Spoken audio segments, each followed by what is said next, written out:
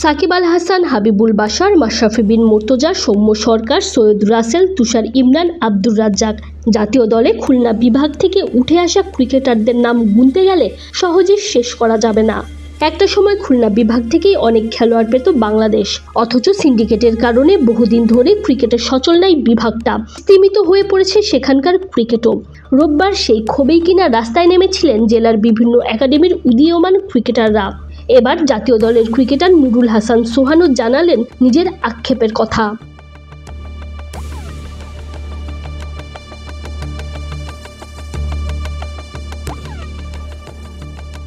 আঞ্চলিক পর্যায়ের ক্রিকেটে বৈষম্য এবং ক্রিকেটার তৈরি করতে না পারার কারণে বাংলাদেশের ক্রিকেটও যেন দিনকে দিন ডুবছেই।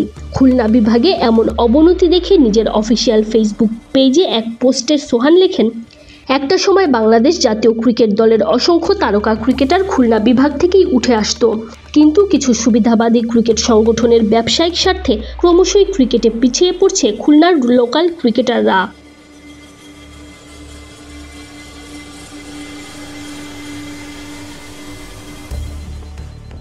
এক বা দুই বছর নয়, দীর্ঘ ৮-৯ বছর ধরেই খুলনায় কোনো লিগের আয়োজন করা হচ্ছে না। এ নিয়ে উইকেটকিপার ব্যাটারের হতাশার শেষ নাই। এ ব্যাপারে তিনি আরও জানান, প্রায় ৮-১০ বছর ধরেই খুলনায় কোনো লিগ হচ্ছে না, যার ফলে বঞ্চিত হচ্ছে খুলনা বিভাগের লোকাল ক্রিকেটাররা। বিভিন্ন সময়ে অনেকে উদ্যোগ নেয়ার পরও কিছু স্বার্থান্বেষী ব্যক্তির কারণে খুলনার ক্রিকেট নিয়ে কাজ করতে গিয়েও ব্যর্থ হয়েছে।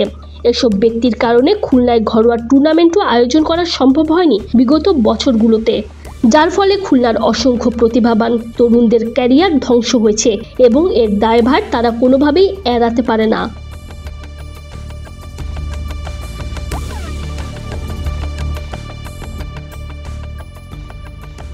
এভাবে চলতে থাকলে দেশের ক্রিকেটই ধ্বংসের মুখে পড়বে বলে শঙ্কা প্রকাশ করেছেন নুরুল হাসান সোহান।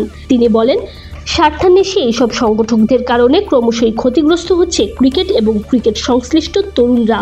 এভাবে যদি চলতে থাকে তাহলে শুধু খুলনার ক্রিকেট না, বাংলাদেশ ক্রিকেটও ধ্বংসের পথে যাবে। Tanzim Oishi, BD cric time. Khulna জেলার ডিস্ট্রিক্ট টিমের সাবেক প্লেয়ার এবং খুলনা জেলা ক্রীড়া সংস্থা অ্যাডপ কমিটির সদস্য মেহেদী হাসান রোহান এবং বৈষম্য বিরোধী ছাত্র আন্দোলনের খুলনা মহানগরের যুগ্ম আহ্বায়ক হিসেবে আমি একটা কথা বলতে চাই। আজকের এই আন্দোলন প্লেয়ারদের লিগ বন্ধ হওয়ার আন্দোলন।